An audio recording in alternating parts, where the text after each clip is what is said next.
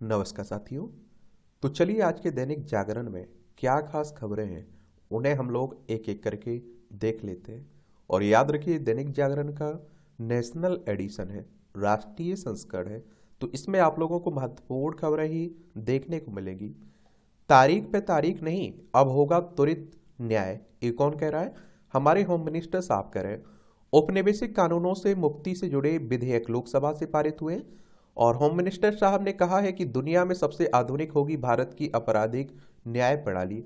आप सभी जानते थे कि अभी तक जो कानून थे वो अंग्रेजों के समय के कानून थे, उन्हीं का उपयोग किया जा रहा था। और इनमें क्या खास बातें हैं? तो पहली बार कानून में आतंकवाद को परिभाषित किया गया है। राजद्रोह की जगह देशद्रोह, वना अपराध और मॉब लिंचिंग पर उम्र कैद या मौत की सजा की बात की गई है। पीड़ित कहीं भी दर्ज करा सकेंगे रिपोर्ट, जांच की प्रगति रिपोर्ट भी मिलेगी। पीड़ित की मर्जी के बगैर राज्य को केस वापस लेने का अधिकार नहीं है। ऑनलाइन शिकायत पर भी 3 दिन के भीतर दर्ज होगी एफआईआर। एफआईआर से लेकर ट्रायल और फैसला सुनाने तक की समय सीमा तय। FIR, case diary, chargesheet, judgement सभी होंगे डिजिटल।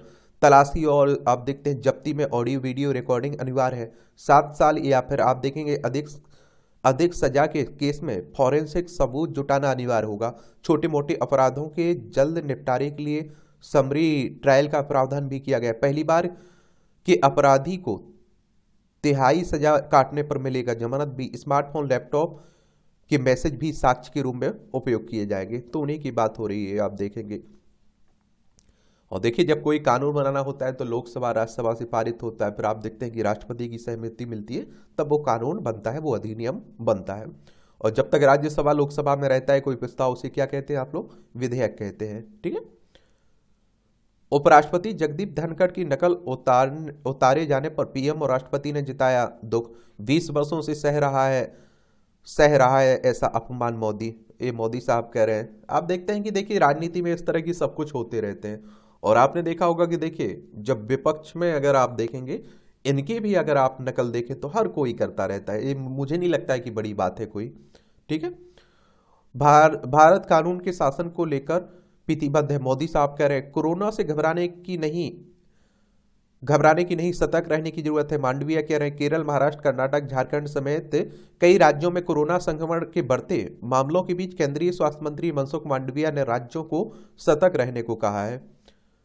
सुप्रीम कोर्ट ने ट्रंप के राष्ट्रपति चुनाव लड़ने पर लगाई रोक। अमेरिकी राज्य कोलोराडो के सुप्रीम कोर्ट ने कैपिटल हिल के दंगे के चलते डोनाल्ड ट्रंप को इस राज्य में अगले साल राष्ट्रपति चुनाव लड़ने के अयोग्य घोषित कर दिया है। साथ ही राज्य के प्राथमिक बैलेट से राष्ट्रपति चुनाव के रिपब्लिकन उम्मीदवार ट्रंप का नाम हटाने को भी कहा है। और ट्रंप के अभियान दल ने कोलोराडो के सुप्रीम कोर्ट के त्रुटिपूर्ण फैसले के खिलाफ अमेरिकी सुप्रीम कोर्ट में अपील करने की बात कही है। ये आप देखते हैं कि जब ये चुनाव हार गए थे ना, उसके बाद जो हिंसा हुई थी उसी मामले की बात हो रही है। निलंबन के किए हर जतन, आसन पर पर्चे तक फाड़ कर फेंके। आपने देखा है कि अभी लोकसभा और राज्यसभा के सदस्यों को निलंबित किया गया है, तो उसी में सब ये कार्रवाई हो रही है, ये सब बातें हो रही हैं। कोई मिमिक्री कर रहा है, कोई कुछ कर रहा है। और आप देखेंगे, आपने खुद देखिए, ये नॉर्मल सी बात है, किसी का पक्ष लेने की बात नहीं है। और हम आप देखते हैं कि न्यूट्रल हैं। आपने देखा मोदी साहब भी कई बार राहुल गांधी की नकल उतारते रहते हैं, कभी किसी की उतारते रहते हैं, मिमिक्री करते रहते हैं। तो ये मुझे लगता है कि होता रहता है हमारे देश में। तो आप देखिए मनमोहन सिंह की कितनी नकल उतारी गई, कितनी मिमिक्री की गई। और मिमिक्री आर्किटेक्ट जो होते हैं ना, वो भी करते रहते हैं। और ईडी ने मनी लॉन्ड्रिंग मामले में लालू और तेजस्वी को भेजा समन। बिहार के उप मुख्यमंत्री को 22 व राजद के प्रमुख को 27 को पूछताछ के लिए बुलाया। लालू को पहली बार बुलाया गया है। और सापरक एक के कार्यकाल के दौरान लालू के रेल मंत्री रहते जमीन लेकर रेलवे में नौकरी देने से जुड़ा ये मामला है। देखिए कि नौकरी 2004 से 2009 तक रेलवे मंत्री थे ना लालू प्रसाद यादव। तो कहते हैं कि उन्होंने रेलवे के विभिन्न जोरों में समूह डी के पदों पर कई व्यक्तियों को नियुक्त किया था और बदले में इन व्यक्तियों ने अपनी जमीन किसे, लालू परिवार को या लालू को दी हुई थी। नीतीश ने लिया हिंदी का पक्ष, अंग्रेजी अनुवाद से रोका। द्रमुक नेता बालू को दी नसीहत, हमारा देश हिंदुस्तान है तो हिंदी भी आनी चाहिए। आईएनडीआई की बैठक में बैठक में बोले नीतीश, हिंदी देश की राष्ट्रभाषा व आमजन की भाषा है। 2024 के लिए बन रहा है ना ये गठबंधन, उसी की बात हो रही है। कितनी सीटें हैं लोकसभा में? तो 543 सीटें। इनका चुनाव किसके द्वारा होता है? डायरेक्ट जनता मतदाताओं के द्वारा होता है। संजीव को हिंदी व नीलम को अंग्रेजी का साहित्य अकादमी पुरस्कार मिला है। 2023 के साहित्य अकादमी पुरस्कारों की घोषणा कर दी गई है। हिंदी के लिए संजीव के उपन्यास मुझे पहचानो और अंग्रेजी में नीलम शरण गौर के उपन्यास रेक्यूम इन रागा जानकी को चुना गया है। और संजीव मूल रूप से उत्तर प्रदेश के सुल्तानपुर, नीलम प्रयागराज की रहने वाली है। 24 भाषाओं में दिए जाने वाले इस पुरस्कार में 9 कविता संग्रह, 6 उपन्यास शामिल भी है। पीएसयू के विदेश विनिवेश की नीति पर सरकार कायम है। वित्त मंत्रालय ने कहा है कि सरकार केंद्रीय सार्वजनिक कंपनियों को के विनिवेश की नीति पर कायम है और सुधार कार्यक्रम के तहत सरकारी कंपनियों का निजीकरण और विनिवेश जारी रहेगा। हालांकि 2023-24 में आप देखिए सरकार ने पीएसयू के विनिवेश से 51,000 करोड़ रुपए की प्राप्ति का लक्ष्य रखा था, पर सरकार को 10,049 करोड़ रुपए ही प्राप्त हुए थे इसमें। ये आप देखेंगे कि राष्ट्रीय राजधानी दिल्ली से जुड़ी हुई खबरें हैं। आरटीआई के दुरुपयोग से पैदा हो रहा है अधिकारियों में भय, ये हाईकोर्ट कह रहा है। जो राइट टू इन्फॉर्मेशन है ना, सूचना का अधिकार, उसी की बात हो रही है। ये मामला क्या है पूरा? याचिकाकर्ता शिशिर चंद ने सीआईसी के उस आदेश को चुनौती दी थी जिसमें सीआईसी ने अपनी रजिस्ट्री को निर्देश दिया था कि जमशेदपुर के टाटा मेमोरियल हॉस्पिटल के डॉक्टर अतुल झाबड़ा की चिकित्सीय लापरवाही के कारण शिशिर चंद के छोटे भाई की असामयिक मृत्यु के संबंध में जानकारी मांगने संबंधी किसी भी अन्य आवेदन पर विचार न किया जाए। चंद द्वारा अन्य विवरणों के साथ संबंधित डॉक्टर के बारे में जानकारी मांगने के लिए कुल 15 आरटीआई आवेदन दायर किए थे। अगर आपको सूचना लेनी होती है तो आप इसका उपयोग कर सकते हैं।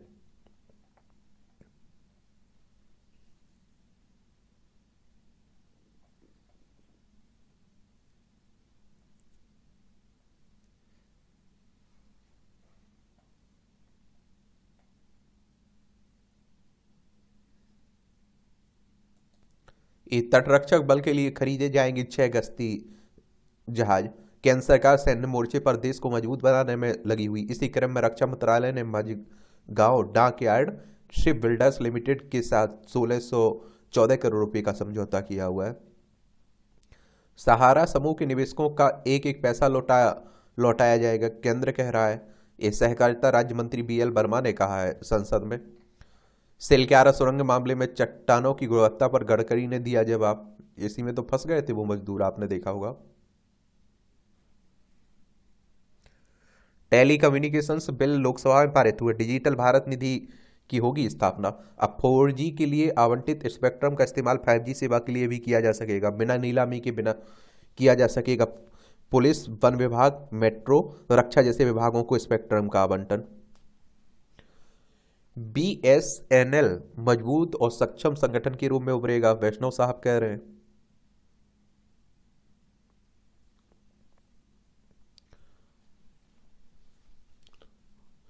सशक्त बलों में अग्निवीरों की भर्ती के काम में तेजी लाए सरकार, संसदीय समिति कह रही है। जो तीनों सेनाओं में भर्ती को लेकर आई ना 4 साल, आप देखते हो काफी बहस भी हुई थी, तो उसी में।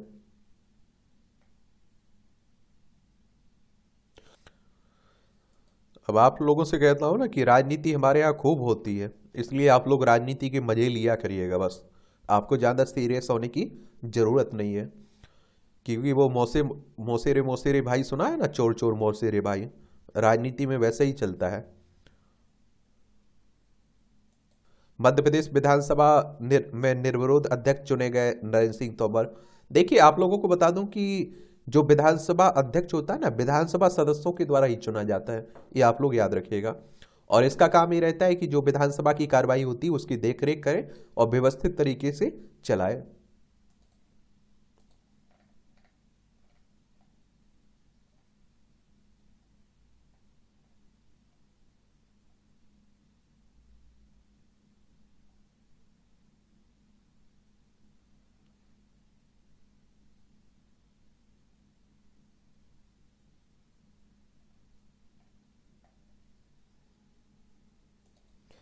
गहन तकनीकी जांच से परख रहे हैं श्री राम मंदिर निर्माण के पत्थर की गुणवत्ता।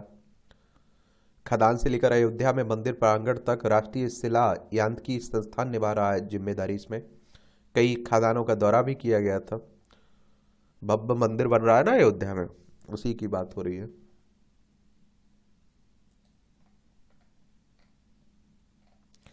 ज्ञानवापी मुद्दे पर धर्मनिरपेक्ष दलों की खामोशी चिंतित करने वाली है, ये मदनी कह रहे हैं।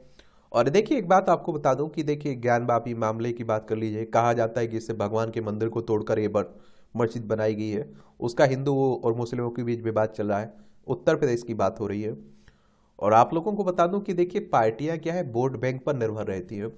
और आप देखते हैं कि जिसने आप देखते हैं कि जो न्यूट्रल होने की बात करते हैं ना, है ना, उन्हें नुकसान ही हुआ है राजनीति में। तो इसलिए वो ना तो कुछ बोलती है और ना ही कुछ किसी के पक्ष में।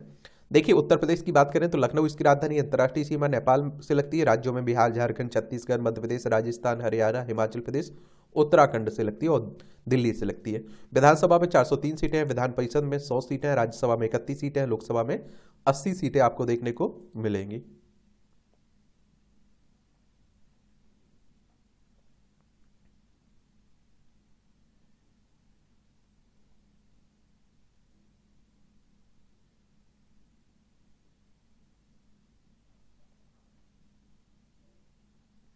ये बड़गांव की जिला अदालत ने पड़ोसी के घर की तरफ की खिड़की खोलने पर लगा दी थी रोक। पड़ोसी ने जताई थी निजता के उल्लंघन की आशंका।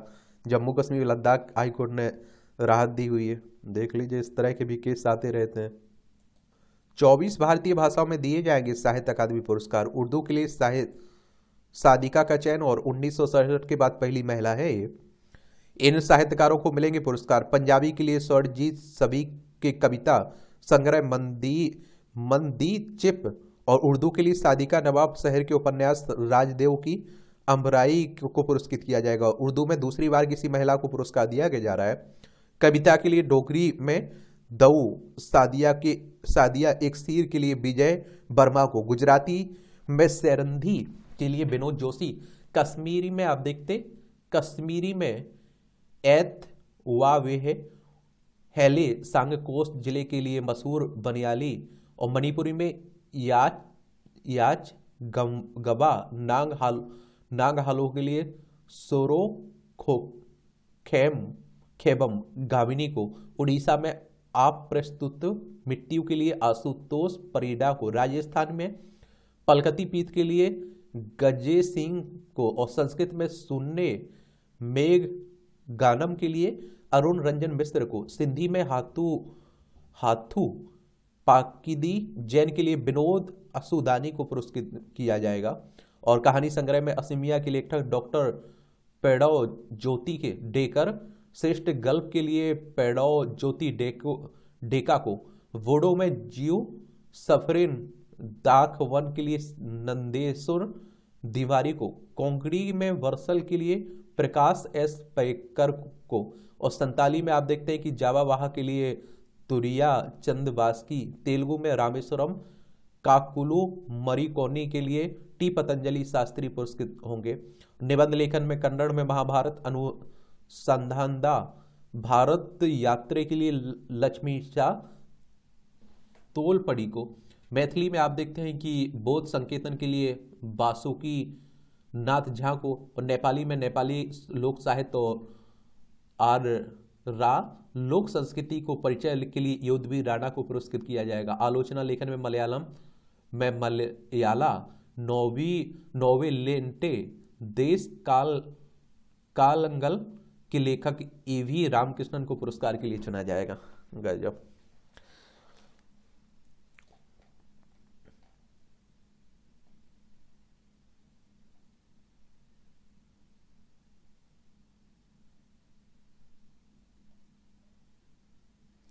MSTFCRA उल्लंघन मामले में सीबीआई ने दायर किया आरोपपत्र में सीबीआई ने अन्य निदेशकों को और हस्ताक्षरकर्ताओं की भूमिका की जानकारी दी। एजेंसी ने इस मामले में विशेष अदालत में 7 जनवरी 2022 को अपनी पहली रिपोर्ट सौंपी थी।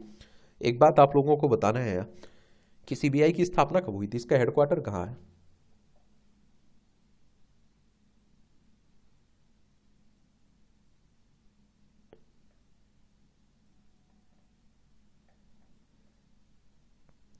काबुल हाउस की शत्रु संपत्ति कब्जाने वालों पर मुकदमा। ये आप देखते हैं कि 25 मई 2022 को दिए गए उच्च न्यायालय के आदेश के अनुपालन में जिलाधिकारी देहरादून सोनिका ने कार्रवाई की है। जल्द हो सकती गिरफ्तारी। बीते माह कब्जा मुक्त कराई थी शत्रु संपत्ति, और अक्टूबर में जिलाधिकारी सोनिका ने काबुल हाउस की संपत्ति को सरकार में दर्ज करने का दिए थे आदेश में। ये आप देखिए 1947 में बंटवारे में याकूब के वारिसान पाकिस्तान चले गए थे, जिसके बाद इनका हिस्सा शत्रु संपत्ति घोषित किया गया था। ये आपका संपादकीय पाठ है। ये आपको प्रीलिम्स में, मुख्य परीक्षा में, इंटरव्यू में हर जगह मदद पहुंचाते हैं। एक सामान्य जानकारी मिलती है यहाँ से। सत्य से साक्षात्कार का समय। तो अनुच्छेद 370 को खत्म करने के मोदी सरकार के फैसले को संवैधानिक कसौटी पर कसने के बाद सर्वोच्च न्यायालय की संवैधानिक पीठ के सदस्य जस्टिस संजय किशन कौल ने एक महत्वपूर्ण निर्देश दिया जो सुर्खियों की भी दब कर रह गया। उन्होंने आतंकवाद के चलते कश्मीर घाटी से कश्मीरी हिंदुओं के पलायन का उल्लेख करते हुए कहा कि इन घाव को भरने के लिए एक सत्य और सुलह आयोग की आवश्यकता है जो कश्मीर घाटी में आतंकवाद के लंबे दौर में हुए अत्याचारों और मानवाधिकार उल्लंघन को के तथ्यात्मक सत्य को सामने लाए। यह बहुत सार्थक सुझाव है। इसे सिर्फ कश्मीर तक ही नहीं बल्कि पूरे भारत के इतिहास को लेकर लागू किया जाना चाहिए जो विदेशी आक्रांताओं के पाशविक अत्याचारों से भरा हुआ है। पहले कश्मीर की ही बात करें। कश्मीर में आतंकवाद को सही ठहराने उससे तार्किक बताने के लिए तमाम कुतर्क गए हैं और यहां तक कहा गया है कि कश्मीर में आतंकवाद इसलिए शुरू हुआ क्योंकि 1987 के विधानसभा चुनाव में हेराफेरी कर फारूक अब्दुल्ला को मुख्यमंत्री बना दिया गया था।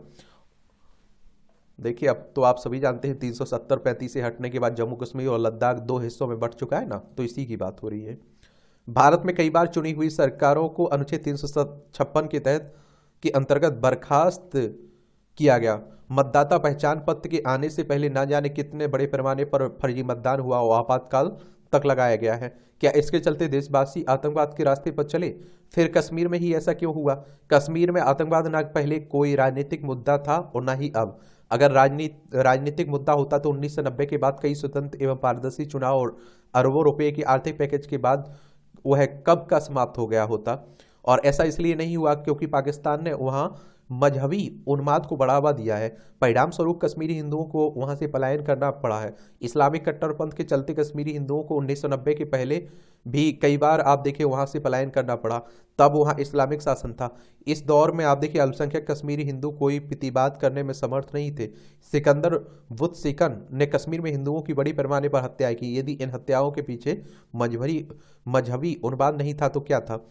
कश्मीर मात्र एक राजनीतिक समस्या नहीं है। यह इससे भी स्पष्ट है कि अनुच्छेद 370 हटने के बाद भी वहां कश्मीरी हिंदुओं की एक के बाद एक हत्याएं हुई हैं। इन मामलों में मुखबिरी का संदेह अक्सर सहयोगियों या फिर पड़ोसियों पर ही गया है।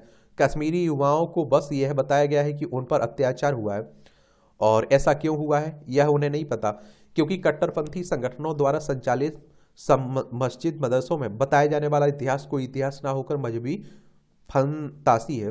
भारत पर कब्जा करने की पाकिस्तान के मजहबी उन्माद ने भारतीय फौज को 1947 में कश्मीर में ला खड़ा किया।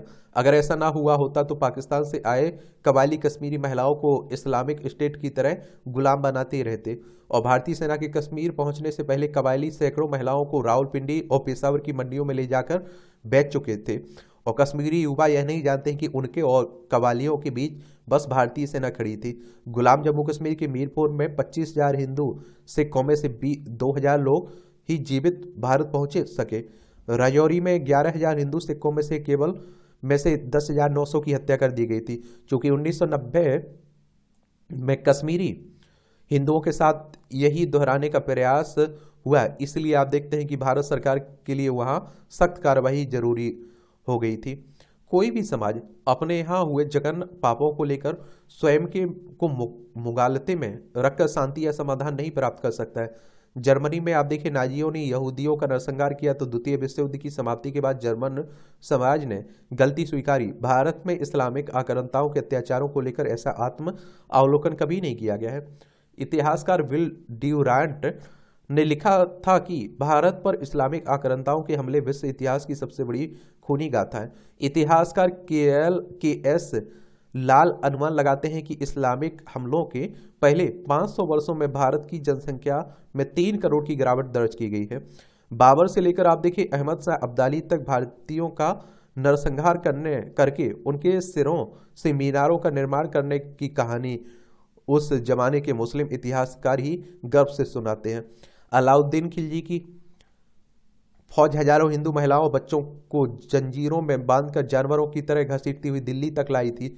इसका कपा देने वाला वर्णन आपको मिल जाएगा। यह इतिहास की किताबों से गायब है, क्योंकि स्वतंत्रता के बाद भारतीय नेताओं को लगा कि यह सच जनता जान गई तो सांप्रदायिक खाई गहरी होगी, और यदि यह सच बताया गया होता तो आम मुस्लिम जानते कि इस्लामी आक्रांताओं द्वारा गुलाम बनाए गए लोगों में उनके पूर्वज भी शामिल थे। बाबर द्वारा सिरों की मीनारों में उनके पूर्वजों के सिर भी थे। हजारों मंदिरों को ढाए जाने की कहानी उस जमाने के अरबी फारसी के मुस्लिम इतिहासकारों ने सुनाई है।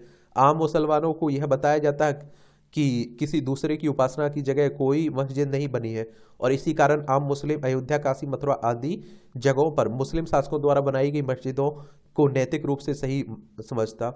यह सत्य सामने लाया गया होता तो आज स्थिति अलग होती। अभी भी देर नहीं हुई है। जिस देश का राष्ट्रीय वाक्य सत्य में जयते है हो उसे सत्र के से मुंह मोड़ना शोभा नहीं देता है।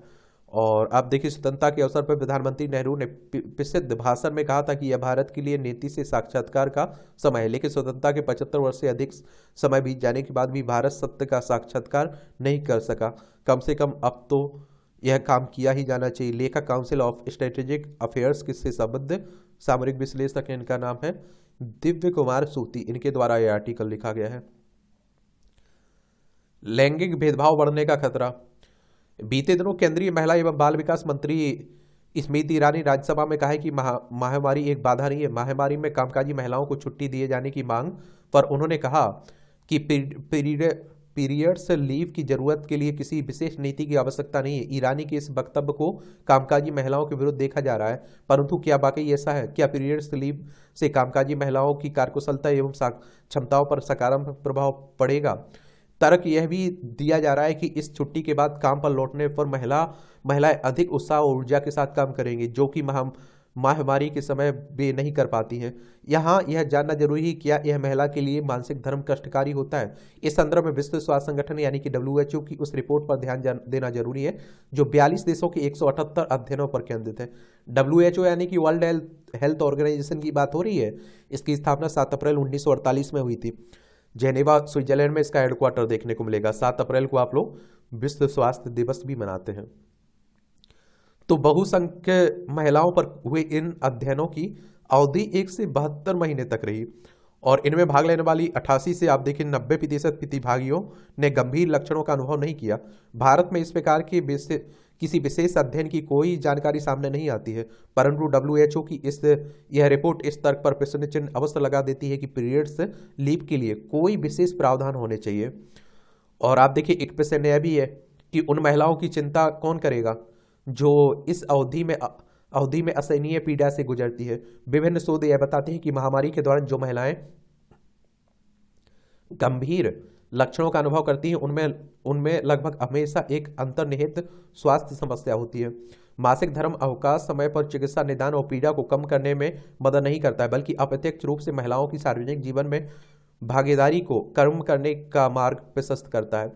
पीरियड्स लीव के विरुद्ध बोलना यकीनन महिला विरोधी प्रतीत होता है, लेकिन वस्तुतः स्थिति कुछ और है। ऐसा प्रतीत होता है कि मनुष्य सतही विचारों से परे जाने से हिचकता है, क्योंकि उसे विरोधी माना जाने लगता है। पीरियड लीव की नीति मासिक धर्म चक्र का चिकित्साकरण करके अर्थात उसे एक स्वस्थ प्रक्रिया के बजाय रुग्णता के रूप में स्थापित करके लिंगवादी मान्यताओं को मजबूत करती है, और इससे ऐसा प्रतीत होता है कि सभी महिलाएं जैविक रूप से हीन और शारीरिक रूप से कमजोर है। यह लैंगिक भेदभाव बढ़ाने में योगदान करता है, खासकर कार्यस्थलों में, क्योंकि इस विचार का उपयोग महिलाओं की कार्य क्षमता और योगदान नेतृत्व क्षमता को कमजोर करने के लिए किया जा सकता है। और प्रश्न यह है कि क्या सभी कामकाजी महिलाएं ऐसी नीतियों की समर्थक है? विक्टोरियन महिला ट्रस्ट ने 2017 में अपनी कर्मचारियों के लिए मासिक धर्म अवकाश नीति पेश की। इस पर ब्रिस्बेन की समाचार पत्र द कुरियर मेल में as a working women in Australia I am insulted why this crazy plan नामक शीर्षक से लिखी एक लेख में लेखिका ने रेखांकित किया कि इस तरह के प्रावधान लैंगिक समानता के वास्तविक अर्थ के विरुद्ध है। इसे मात्र एक महिला की राय मानकर नकारा नहीं जा सकता है। विश्व भर में ऐसी महिलाओं की संख्या बहुतायत है जो पीरियड लीव की विरोधी हैं। मासिक धर्म अवकाश की नीति महिलाओं के काम की अवधि का प्रबंधन करना भी आसान नहीं बनाती है, क्योंकि इसमें नियोक्ताओं को कुछ भी बदलने की जरूरत नहीं पड़ती है और इसके बजाय यह महिलाओं को कार्यस्थलों से दूर रहने के लिए प्रोत्साहित करती है। Addressing मेंस्ट्रुएशंस in A work place the menstrual leave debate 2020 में प्रकाशित शोध यह बताता है कि ऐसी नीतियों से लैंगिक मान्यताओं, लैंगिक रूढ़िवादिता, लैंगिक वेतन अंतर और मासिक धर्म के चिकित्साकरण को मजबूती मिलती है। पीरियड लीव समर्थकों को लगता है कि जहां पीरियड लीव का प्रावधान है वहां लैंगिक समानता उच्चतम स्तर पर होगी, परंतु वास्तव में ऐसा नहीं है। और इस संबंध में विश्व आर्थिक मंच की वार्षिक ग्लोबल जेंडर गैप रिपोर्ट बताती है कि जो देश मासिक धर्म अवकाश नीति का समर्थन करते हैं या फिर जिस भी देश में मासिक धर्म को छुट्टी का प्रावधान है वे लैंगिक समानता के मामले में अपेक्षाकृत खराब प्रदर्शन करते हैं।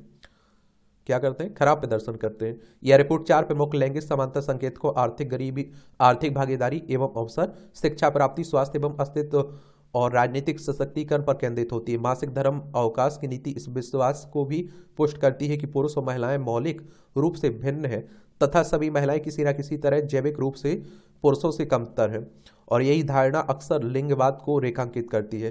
क्या मासिक धर्म अवकाश का प्रावधान महिलाओं की रोजगार उपलब्धता को कम नहीं करेगा? और जबकि पहले से ही इस राह में कई चुनौतियां हैं। कुछ माह पूर्व आप देखिए मासिक धर्म अवकाश के संबंध में शीर्ष न्यायालय ने एक जनहित याचिका को खारिज करते हुए कहा था कि मासिक धर्म के दौरान तकलीफ के लिए अवकाश के लिए अलग अलग आयाम है और यह नियोक्ताओं को महिला कर्मचारियों को कार्य पर रखने से हतोत्साहित कर सकता है। इसमें किंचित भी संदेह नहीं, कुछ महिलाएं मासिक धर्म के गंभीर लक्षणों का सामना करती हैं और स्वयं को उस अवधि में काम करने में असमर्थ पाती हैं, परंतु इसका समाधान पीरियड लीव नहीं है, अपितु बेहतर चिकित्सीय परामर्श है। महिला हित के नाम पर ऐसा कुछ नहीं किया जाना चाहिए जिससे कार्यस्थलों में महिलाओं की भागीदारी बढ़ाने में बाधा उत्पन्न हो। लेखिका समाजशास्त्र की प्रोफेसर है, इनका नाम है डॉक्टर रितु सारस्वत। इनके द्वारा आर्टिकल लिखा गया है। आत्मनिरीक्षण जीवन में सुख, शांति, उत्थान, विकास, सुधार एवं महानता के लिए सोपान चढ़ने के लिए आत्मनिरीक्षण प्रत्येक मानव के स्वभाव में अत्यंत जरूरी है। आत्मनिरीक्षण के उपक्रम से मानव के स्वभाव में प्रखरता आती है, सद्गुणों की वृद्धि होती है और व्यक्तित्व का निर्माण होता है। व्यक्तित्व का निर्माण से ही जीवन का मूल महत्वपूर्ण बनता है। जब अपने जीवन के प्रत्येक भाग को ध्यानपूर्वक देखेंगे तभी यह संभव है कि यानी जीवन के प्रत्येक भाग में कहाँ कौन सी कमी है, इस पर तत्परतापूर्वक और गौर करेंगे तभी हम अपनी कमियों को दूर कर पाएंगे। अच्छा कॉलम लिखा जाता है, देख सकते हैं। पक्ष विपक्ष की तकरार जो चल रही है, सांसदों की निलंबित जो हो रहा है, किस नियम के तहत ये निलंबित किए गए ये आप बताइए, कौन कौन से नियम है? कल मैंने बताया भी था आपको, परसों भी बताया था। स्कूल में बढ़ेंगे संसाधन। यह प्रशंसनीय है कि बिहार सरकार अब विद्यालयों में संसाधनों बढ़ाने के उपायों पर विचार करी। विद्यालयों में छात्रों की उपस्थिति बढ़ने के बाद उनके बैठने के लिए बेंच डेस्क की कमी हो गई, लेकिन अब इस समस्या का समाधान ढूंढ लिया गया है। अच्छी बात है, होना चाहिए। शौचालय हो, बेसिक मुझे लगता है कि जो जरूरतें हैं छात्रों की वो तो होनी ही चाहिए। कबाड़ से रोजगार सृजन। हाल में केंद्रीय सड़क परिवहन एवं राजमार्ग मंत्री नितिन गडकरी ने वाहनों की उपयोगिता अवधि का प्रमाण पत्र जमा करने वाले मंच DGELV digi end of life vehicle की शुरुआत करते हुए कहा है कि सड़क परिवहन मंत्रालय ने अब तक देश भर में 85 वाहन कबाड़ केंद्र खोलने की मंजूरी दी है। इन केंद्रों की संख्या में अब तेजी से बढ़ोतरी की जरूरत है। उन्होंने यह भी कहा है कि भारत दक्षिण एशिया में वाहनों को कबाड़ में बदलने का केंद्र बन सकता है और इसके लिए देश में वाहनों को कबाड़ में बदलने वाले 1000 केंद्रों और 400 स्वचालित फिटनेस जांच केंद्रों की जरूरत है। DGELV वाहनों की जीवन अवधि खत्म होने वाला प्रमाण पत्र जमा करने का एक मंच है। पुराना वाहन जमा करने का प्रमाण पत्र रखने वाला कोई भी व्यक्ति इस मंच के जरिए अपने प्रमाण पत्र को बेच सकता है। भारत में वर्तमान में लगभग 10 मिलियन वाहन स्क्रैपिंग यानी कबाड़ के योग्य हैं और जैसे जैसे उपभोक्ताओं की प्राथमिकता बदल रही है, स्क्रैप वाहनों की संख्या में भी बढ़ रही है। ये कबाड़ वाहन पर्यावरण के लिए खतरा पैदा करते हैं, हानिकारक प्रदूषक उत्सर्जित करते हैं और वायु और मिट्टी प्रदूषण में योगदान करते हैं। हालांकि इन चुनौती के भीतर स्क्रैप वाहनों को रोजगार के स्रोत में बदलने की संभावना भी निहित है। वाहनों को स्क्रैप करने की प्रक्रिया में विभिन्न चरण शामिल होते हैं, जिनमें आप देखिए उपयोगी भागों को बचाने से लेकर धातु और प्लास्टिक जैसी सामग्रियों की रिसाइकलिंग तक को शामिल किया जाता है। और इस क्षेत्र में रणनीतिक रूप से कुशल श्रमिकों को तैनात करके हम न केवल अपने शहरों को कबाड़ वाहनों से मुक्त कर सकते हैं, बल्कि रोजगार का एक आप देखते हैं कि स्थायी आधार भी बना सकते हैं। रोजगार के स्रोत के रूप में स्क्रैप वाहनों की क्षमता को पूरी तरह से समझने के लिए कौशल विकास कार्यक्रमों में निवेश महत्वपूर्ण है। वाहन स्क्रैपिंग, रिसाइकलिंग और संबंधित क्षेत्रों में व्यक्तियों को प्रशिक्षण देने से न केवल बेरोजगारी दूर होगी, बल्कि एक कुशल कार्य बल भी तैयार होगा। वाहन स्क्रैपिंग क्षेत्र का जिम्मेदारी पूर्वक संचालन सुनिश्चित करने के लिए स्पष्ट नियम और मानक लागू किए जाने चाहिए। वित्तीय प्रोत्साहन जैसे कर छूट और आप देखिए सब्सिडी व्यवसायों और व्यक्तियों को स्क्रैपिंग रिसाइकलिंग प्रक्रिया में भाग लेने के लिए प्रेरित कर सकते हैं। निजी क्षेत्र और आप देखिए उद्योग विशेषज्ञों के साथ सहयोग भी उतना ही महत्वपूर्ण है। अब समय आ गया है कि भारत स्क्रैप वाहन प्रबंधन की क्षमता को पहचानने और पर्यावरण के और कार्बन दोनों के अवसर का लाभ उठाए। इससे खस्ता हाल और प्रदूषण फैलाने वाले वाहनों को चरणबद्ध ढंग से हटाने में मदद मिलेगी। अच्छा कॉलम, ये भी टिप्पणियां रहती हैं, देख सकते हैं आप। देश में घुसपैठियों का बढ़ता संकट। बांग्लादेश की सीमा से सटे भारतीय राज्यों में घुसपैठियों की संख्या निरंतर बढ़ती जा रही है। यह समस्या एक गंभीर रूप धारण कर रही है। इस बीच हाल ही में सुप्रीम कोर्ट में एक संबंधित मामले की सुनवाई के दौरान केंद्र सरकार ने कहा है कि देश के विभिन्न हिस्सों में रह रहे अवैध प्रवासियों या घुसपैठियों का आंकड़ा जुटाना संभव नहीं है, क्योंकि ऐसे लोग देश में चोरी छिपे प्रवेश करते हैं। लिहाजा इस मामले का समाधान आवश्यक है, जिससे पूरी संवेदनशीलता भी दिखानी चाहिए। और आप देखते हैं हमारे पड़ोसी, जितने भी हमारे पड़ोसी हैं, उनके नागरिक बिना अनुमति के हमारे देश में आ जाते हैं, उन्हीं को घुसपैठिए कहते हैं। फेकोलिज्म का क्रैश कोर्स, ये चलिए खरी खरी तंज कसा जाता है। लोकसभा चुनाव की आवाज़ सुनता प्रदेश, हिमाचल प्रदेश में भी तो चुनाव होगा 2024 में। जलवायु सम्मेलन का निष्कर्ष। हाल ही में दुबई में COP20 का समापन हुआ है, जिसमें जलवायु परिवर्तन की समस्या के समाधान पर चर्चा की गई। ऐसे में यह जानना चाहिए कि इस सम्मेलन में क्या हासिल हुआ है। तो जलवायु आप देखिए सम्मेलन हो या पृथ्वी सम्मेलन, सभी का आशय यह रहता है कि तेजी से बढ़ रहा धरती का तापमान कम करने की दिशा में ऐसा क्या करें जिससे मानव जाति को बचाया जा सके। अभी तक विश्व में जितने भी ऐसे सम्मेलन हुए उनके मूल में यही अवधारणा रही है। पिछले दिनों दुबई में संपन्न COP28 सम्मेलन में आयोजन के पीछे भी यही आकांक्षा थी कि जिससे इसमें जलवायु परिवर्तन को रोकने और भविष्य में पैदा होने वाली चुनौतियों से कैसे निपटा जाए। यहाँ यह भी जान लेना जरूरी है कि COP3 में क्योटो प्रोटोकॉल पर सहमति बनी। COP8 में गरीबी देशों की विकास संबंधी जरूरतों व जलवायु परिवर्तन के प्रभाव को कम करने हेतु प्रौद्योगिकी हस्तांतरण की आवश्यकता पर बल दिया गया। COP16 में कानकुन समझौता हुआ, जिसमें हरित जलवायु कोष प्रौद्योगिकी तंत्र का कानकुन अनुकूलन ढांचे की स्थापना हुई। COP21 में पेरिस समझौता हुआ, जिसमें वैश्विक तापमान वृद्धि को पूर्व औद्योगिक काल से 2 डिग्री सेल्सियस से नीचे रखने और इसके बाद में 1.5 डिग्री सेल्सियस तक सीमित रखने की प्रतिबद्धता जताई गई थी। COP28 से पहले आई संयुक्त राष्ट्र की अनेक रिपोर्टों में यह कहा गया कि 2015 में हुए पेरिस समझौते के लक्ष्यों को हासिल करने की दिशा में वैश्विक स्तर पर कोई भी उचित प्रयास नहीं हुए और जिनकी बेहद जरूरत थी।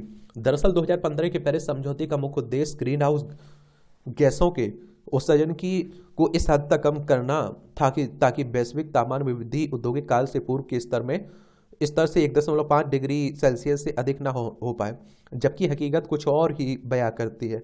हकीकत यह रही कि इस देश में जो प्रयास किए गए हैं वे ऊंट के मुंह में जीरा ही साबित हुए। सबसे बड़ी बात यह है कि इस हेतु जो संरचनात्मक ढांचे की जरूरत थी वे निर्मित ही नहीं किए गए और इनके बारे में सोचा ही नहीं गया। फिर जिस सामाजिक भागीदारी की बेहद जरूरत है उसकी तो कल्पना ही नहीं की गई, जबकि वैश्विक स्तर पर ऐसी चुनौतियों से निपटना सामाजिक भागीदारी के बिना असंभव है। वस्तुतः यह साबित हो चुका है कि जलवायु परिवर्तन से दुनिया को होने वाली नुकसान साल दर साल बढ़ता जा रहा है और इससे यह साल दुनिया को अरबों डॉलर की चपत लग रही है और विश्व का आप देखते हैं कि GDP को 1.8% का योगदान हो रहा है, जो लगभग आप देखते हैं नुकसान हो रहा है और जो लगभग आप देखिए 1.5 अरब डॉलर के बराबर है। वहीं भारत को इस कारण वर्ष 2022 में भारत को लगभग 30 अरब डॉलर का नुकसान उठाना पड़ा। इस सम्मेलन में पहली बार जलवायु परिवर्तन के संकट की व्यापकता और इस बारे में तत्काल कार्रवाई की जरूरत महसूस की गई और इस सत्य को स्वीकार किया गया है कि आपसी सहयोग से ही इस संकट का समाधान संभव है। और बावजूद इसके के लिए संपन्न और वंचित देशों के बीच विभाजन की खाई पहले की तरह बरकरार बनी रही है और जलवायु परिवर्तन की समस्या के मुकाबले के लिए सबसे बड़ी जरूरत पूंजी की है। और जबकि यह मामला वर्षों से विकसित देशों की इस बाबत आनाकानी के चलते उलझा हुआ है। सम्मेलन के अंतिम दिनों जो सहमति बनी है उसके अनुसार सभी देश जीवाश्म ईंधन को की जगह स्वच्छ ऊर्जा की ओर रुख करें और 2050 तक नेट जीरो तक पहुंचने और हरित ऊर्जा को साल 2030 तक 3 गुना तथा ऊर्जा दक्षता को दोगुना करने आदि को सम्मेलन की सफलता करार दी जाए तो इसे उपलब्धि तो नहीं माना जा सकता है। अहम सवाल यह है कि कार्बन कैप्चर तकनीक के जरिए नेट जीरो की राह बेहद खर्चीली है और इस तकनीक से 2050 तक नेट जीरो लक्ष्य हासिल करने के लिए दुनिया को 30 अरब डॉलर की राशि अधिक खर्च करनी पड़ेगी। यह आसान नहीं है कि विशेषज्ञों की नज़र में इस तकनीक पर निर्भर रहना उचित नहीं है, क्योंकि इससे आप देखिए सरकारें स्वयं को प्रतिस्पर्धी नुकसान की स्थिति में डाल लेंगी और इसे कठिन क्षेत्रों में आवश्यक उपयोग के मामले के लिए आरक्षित किया जा सकता है। और आप देखते हैं कि यह बेहद फिजूल खर्ची वाला रास्ता है। सबसे बड़ी विफलता यही है कि सम्मेलन में गरीब और विकासशील देशों को जलवायु लक्ष्य हासिल करने के लिए धन की आवश्यकता कैसे पूरी होगी, जलवायु महत्वाकांक्षी कैसे बढ़ेगी। ग्लोबल साउथ के लिए जलवायु लचीलेपन और कम कार्बन उत्सर्जन की दिशा में बदलाव के वित्त पोषण के लिए प्रभावी तंत्र कैसे बनेगा, इस पर और जीवाश्म ईंधन के उत्पादन और आप देखिए खपत की कटौती के मामले में कोई नई जानकारी ना आना संदेह उत्पन्न होता है। इससे सार्वकालिक उच्चतर के बाद टूटा बाजार सेंसेक्स 931 अंक गिरा।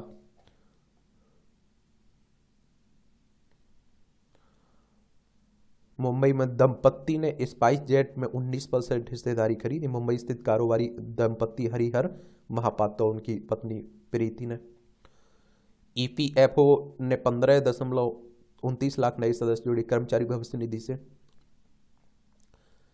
कार्ड टोकनाइजेशन सुविधा बैंक स्तर पर शुरू हुई है और ये आप देखिए आरबीआई ने बुधवार को विभिन्न ई कॉमर्स प्लेटफॉर्म के साथ टोकन बनाने और उन्हें अपने मौजूदा अकाउंट से जोड़ने की सुविधा प्रदान करने के लिए बैंकों और अन्य संस्थाओं के स्तर पर कार्ड ऑन फाइल टोकन सुविधा शुरू की है। हैरियर और सफारी को मिली 5 स्टार रेटिंग। टाटा मोटर्स ने बुधवार को कहा है कि उनकी एसयूवी सफारी और Harrier Bharat new car assessment programme के तहत 5 स्टार रेटिंग पाने वाले पहले वाहन बन गए। उतार चढ़ाव रोकने के लिए किया गया विनिमय बाजार में हस्तक्षेप। आरबीआई ने विनिमय दर व्यवस्था को पुनर्निर्माण करने के आईएमएफ के तर्क को किया खारिज। कहा कि विनिमय दर को स्थिर व्यवस्था के रूप में वर्णित करना गलत और वास्तविकता से दूर है। आरबीआई की बात करें तो रिजर्व बैंक ऑफ इंडिया की बात हो रही है। 1 अप्रैल 1935 में इसकी स्थापना हुई थी। मुंबई में हेडक्वार्टर देखने को मिलेगा। आईएमएफ की बात करें तो इंटरनेशनल मॉनेटरी फंड की बात हो रही है।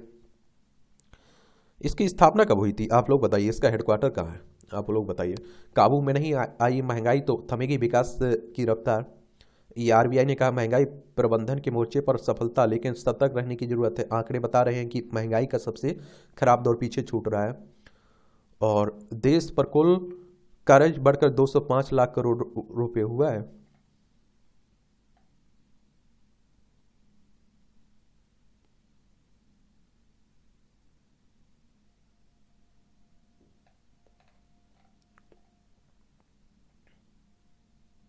ये आप देखेंगे अंतर्राष्ट्रीय खबरें हैं। बांग्लादेश में विपक्षी दल ने जनता को बिल भरने से रोका। चीन में भूकंप से मरने वालों की संख्या आप देखिए बढ़कर 134 हो गई। अभी भूकंप आया था ना। अमेरिकी सांसद ने की हिंदू कागज बनाने की घोषणा। धार्मिक अल्पसंख्यक के हितों की रक्षा करने और अमेरिका के लिए। गाजा में युद्ध विराम पर गर्मी बड़ी हानियां पहुंचे मिस्र। ये आप देखिए इजराइल और हमास के बीच चल रहा है ना। भारत ने 10,000 श्रमिकों की भर्ती करेगा। इजराइल 27 से दिल्ली और चेन्नई में होगी भर्ती। कुछ महीनों में 30,000 ले जाएंगे इसे, तो देख लीजिए। कोई नहीं जानता रूस यूक्रेन युद्ध कब खत्म होगा, जल सिंह की कह रहे हैं। निज्जर हत्याकांड की जांच पर फिर जगी ट्रूडो की उम्मीद। काबा में उभरा आप देखिए सऊदी अरब के पवित्र शहर मक्का में। भारत को जल्द मिलेंगे 26 राफेल समुद्री लड़ाकू जेट। राफेल सौदे पर सहमति के लिए भारत आया फ्रांस का दल। निविदा के लिए लगाएगी बोली।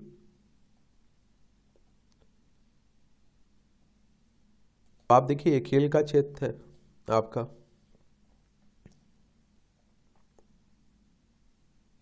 सात्विक चिराग को मिलेगा मेजर ध्यानचंद खेल रत्न पुरस्कार। क्रिकेटर मोहम्मद शमी, पैरा तीरंदाजी शीतल देवी समेत 26 को मिलेगा अर्जुन पुरस्कार भी। सात्विक साईराज रेड्डी और चिराग शेट्टी को मिलेगा ये आप लोग देख लीजिएगा। अर्जुन पुरस्कार की बात करें तो मोहम्मद शमी क्रिकेट से जुड़े हुए हैं, अजय रेड्डी दृष्टिबाधित क्रिकेट से, ओजस प्रवीण देवताली अदिति गोपीचंद स्वामी तीरंदाजी से, शीतल देवी पैरा तीरंदाजी, पालो चौधरी और मुरली श्रीशंकर एथलेटिक्स से, मोहम्मद ओसामुद्दीन मुक्केबाजी, आर वैशाली शतरंज, दिव्य कीर्ति सिंह और आप देखते हैं अनुज अग्रवाल घुड़सवारी, दीक्षा डागर गोल्फ, कृष्ण बहादुर पाठक और सुशीला चानू हॉकी, पिंकी लाल से जुड़ी इस ऐश्वर्य प्रताप सिंह तोमर और ईसा सिंह निशानेबाजी से, अंतिम पंघाल और सुनील कुमार कुश्ती से, यही का मुखर्जी टेबल टेनिस से, नाओरेम रुसीविना देवी बुसू से, पवन कुमार और रितु नेगी कबड्डी से, नसरीन खो खो, हरिंदर पाल सिंह संधू से squash, Prachi Yadav para canoeing से। ध्यानचंद जीवन पर्यंत पुरस्कार कविता सेल्वराज को कबड्डी से, मंजूषा कंवर बैडमिंटन, विनीत कुमार शर्मा हॉकी। द्रोणाचार्य पुरस्कार गणेश प्रभाकर मलखम, महावीर सैनी पैरा एथलेटिक्स, ललित कुमार कुश्ती, आरबी रमेश शतरंज, शिवेंद्र सिंह हॉकी। द्रोणाचार्य पुरस्कार आजीवन वर्ग में जसकीरज सिंह गेवाल गोल्फ और ई भास्करन कबड्डी, जयंत कुमार कुश्ती लाल टेबल टेनिस से जुड़े हुए। तो ये सब भी याद रखा करिएगा, क्वेश्चंस कई बार आप देखते हैं कि पूछ लेता है, समझ रहे हैं, पूछता है या नहीं पूछता है।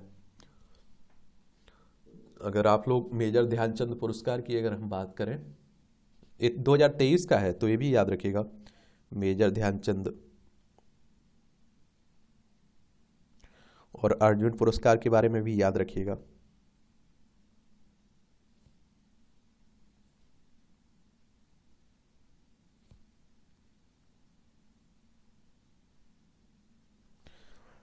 अवार्ड,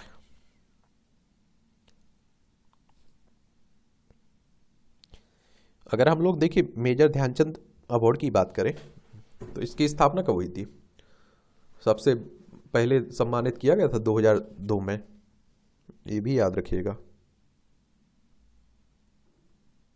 मेजर ध्यानचंद जैसे आधिकारिक तौर पर खेल और खेलों में लाइफ टाइम अचीवमेंट के लिए मेजर ध्यानचंद पुरस्कार दिया जाता है।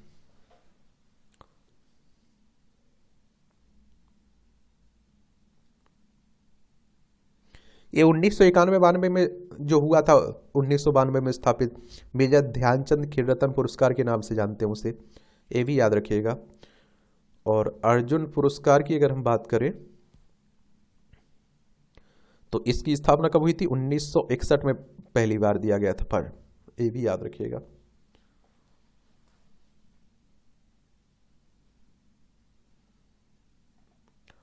वीटा ITTF संचालन समिति की सदस्य बनी। खेल परोपकार से जुड़ी उद्यमी वीटा दानी। पेडवी संयुक्त 11वें स्थान पर पेडवी और सहित 4 भारतीय महिला गोल्फर बुधवार को क्वालिफाइंग स्कूल गोल्फ टूर्नामेंट के 5 दिवसीय अंतिम चरण के चौथे दौर के बाद 2024 के लिए लेडीज यूरोपियन टूर पर पूरा कार्ड हासिल किया। एक तरह से रमिता दूसरे दिन शीर्ष पर। एशियाई खेलों की कांस्य पदक विजेता है निशानेबाज रमिता जिंदल बुधवार को करणी सिंह परिसर में महिलाओं की 10 मीटर एयर राइफल ट्रायल में लगातार दूसरे दिन शीर्ष पर बनी हुई है। ध्रुव तनिषा की जोड़ी जीती। ध्रुव कबीला और तनिषा क्रास्टो की जोड़ी ने अपनी शानदार लय जारी रखते हुए बुधवार को सीनियर राष्ट्रीय बैडमिंटन चैंपियनशिप के पहले दिन मिक्स्ड डबल्स में भी में जोसफ और लडिंगापुल राल्टे की जोड़ी को हराया। एक तरह से हरमीत मनिका शीर्ष बरी में विश्व में 75वें नंबर के शीर्ष रैंकिंग पर काबिज भारतीय हरमीत देसाई को गुरुवार को यहां शुरू हुए बारी 85वीं UTT सीनियर राष्ट्रीय और अंतर्राष्ट्रीय टेबल टेनिस चैंपियनशिप में पुरुष सिंगल्स में शीर्ष वरीयता मिली है। ये ओरावा को हराकर मैनचेस्टर सिटी क्लब विश्व के फाइनल पहुंची। यूरोप की सबसे शतरंज प्रतिभा बनी बोधना। WFI चुनाव आज। ब्रजभूषण के करीब संजय को जीत का भरोसा बना हुआ है। भारतीय कुश्ती महासंघ की बात है। हॉकी टीम को अंतिम मुकाबले में मिली जीत। तकनीकी से करें तरक्की की राय। अब देखिए, गुड गवर्नेंस डे 25 दिसंबर को मनाया जाता है ना। एक और आप लोगों को मालूम होना चाहिए कि इसके फायदे भी है और नुकसान भी है। अब आप क्या उठाते हैं, फायदा उठा पाते हैं या नुकसान? हार्ट अटैक से बचा सकता है एआई टूल। 2.7 औसत वर्ष तक नजर रखी गई परीक्षण में शामिल किए गए मरीजों पर। नया एआई टूल हार्ट अटैक से हजारों लोगों की जान बचा सकता है। ब्रिटिश हार्ट फाउंडेशन द्वारा वित्त पोषित शोध के अनुसार एआई टूल अगले 10 वर्ष तक के समय में आने वाले हार्ट अटैक के जोखिम के अनुमान के साथ सीने दर्द की शिकायत के बाद सीटी स्कैन कराने वालों के इलाज के बेहतर बना सकता है। ये कैसे बचाएगी? एआई टूल के पहले ट्रायल में पाया गया कि इसमें 45% मरीजों के इलाज में सुधार किया गया। एआई टेक्नोलॉजी सीने में दर्द की शिकायत वाले उन हजारों मरीजों की जान बचा सकता है जिनके सीने की दर्द को हार्ट अटैक के खतरे के तौर पर नहीं पहचाना गया है, इसलिए खतरे का कम करने के लिए सही इलाज ना किया गया हो। और एआई टेक्नोलॉजी सस्ती भी है। ऐसे में शोधकर्ताओं को उम्मीद है कि यह सीने में दर्द की जांच के लिए रेफर किए गए मरीजों के इलाज के तौर तरीकों का में सकारात्मक बदलाव ला सकती है।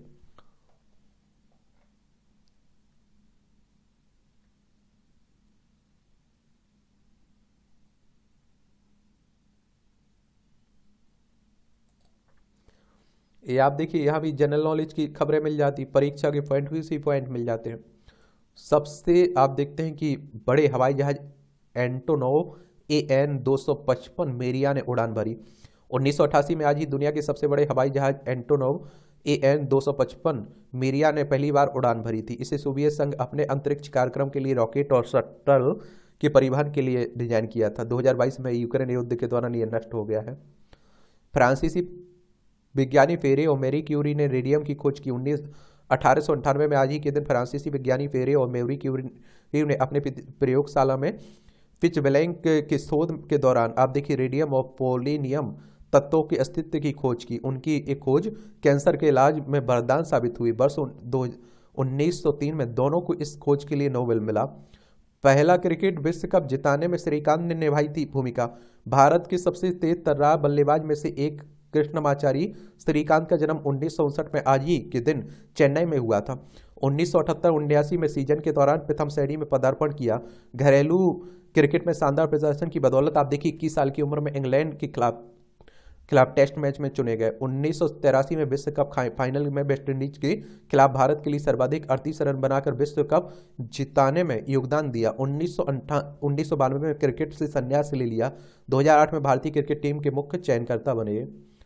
ग्रीन एनर्जी को बढ़ावा, चिली ने बनाया सौर तापीय प्लांट। देखिए, दुनिया के सबसे शुष्क कहे जाने वाली चिली ने अटाकामा रेगिस्तान में लैटिन अमेरिका के पहले थर्मासोलर पावर प्लांट डोमिनाडोर में के हॉलियो स्टेटस दर्पण एरियल व्यू, यह आप देखिए सौर तापीय प्लांट जलवायु परिवर्तन के खिलाफ सबसे बड़ी ऊर्जा क्रांति के प्रतीक के रूप में काम कर रहा है।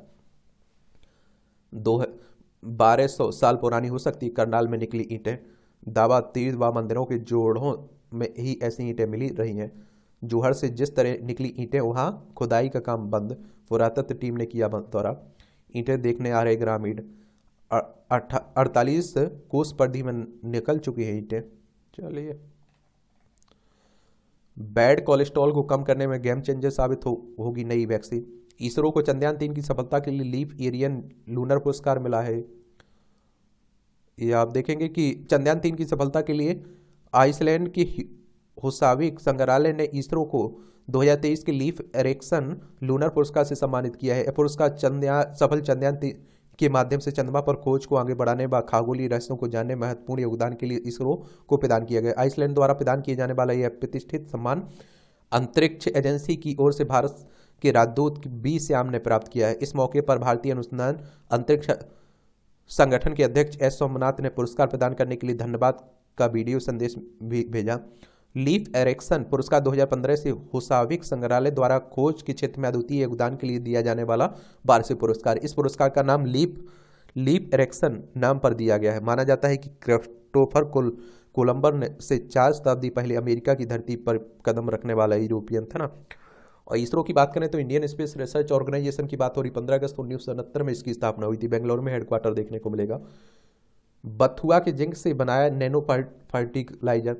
जिंक के अलावा मैग्नीशियम, पोटेशियम और कॉपर के भी नैनो पार्टिकल व्याप्त हैं। World science journal material science में भी शोध प्रकाशित मिला। आप देखिए पेटेंट। आपको बताया ना कि देखिए ये बथुआ हो इस तरह के जो हम लोग साग खाते थे ना, सब्जियां, वो फायदा पहुंचाती थी। आजकल इनका सब गायब होती जा रही है। $1 लाख से अधिक में नीलाम हुआ फूलदान। अमेरिका के एक गुडविल स्टोर से $3.99 से खरीदा गया एक कांच का फूलदान 1 लाख, आप देखिए 7,000, कितना $7,000 यानी कि लगभग 89 लाख रुपए में नीलाम हुआ है। गुडविल स्टोर से इस खरीदे वाले जेसिका बेसेंट ने कहा है कि स्टोर का दौरा करते समय उनकी नज़र फूलदान पर पड़ी। उन्होंने $3.99 में इसे खरीद लिया। फूलदान की तस्वीर उन्होंने इंटरनेट मीडिया पर पोस्ट की। तभी एक इंटरनेट मीडिया यूजर ने बताया कि यह कोई आम फूलदान नहीं बल्कि 1942 में प्रसिद्ध इतालवी कंपनी बेनिनी के लिए इतालवी वास्तुकार कार्लो स्कापा द्वारा डिजाइन किया गया फूलदान है। इसकी पुष्टि शिकागो स्थित राइट नीलामी संस्था ने भी की है। ये मूवियों से जुड़ी खबर है, पता हो तो पढ़ सकते हैं, पढ़ना हो तो, दिलचस्पी हो तो। और इस तरह से आप देखेंगे कि आज के न्यूज़पेपर की कहानी खत्म होती है। आप लोग पढ़ते रहिए, एंजॉय करते रहिए। आपका कोई सवाल हो मेरे लिए, सुझाव हो तो ज़रूर आप लोग बता सकते हैं। धन्यवाद।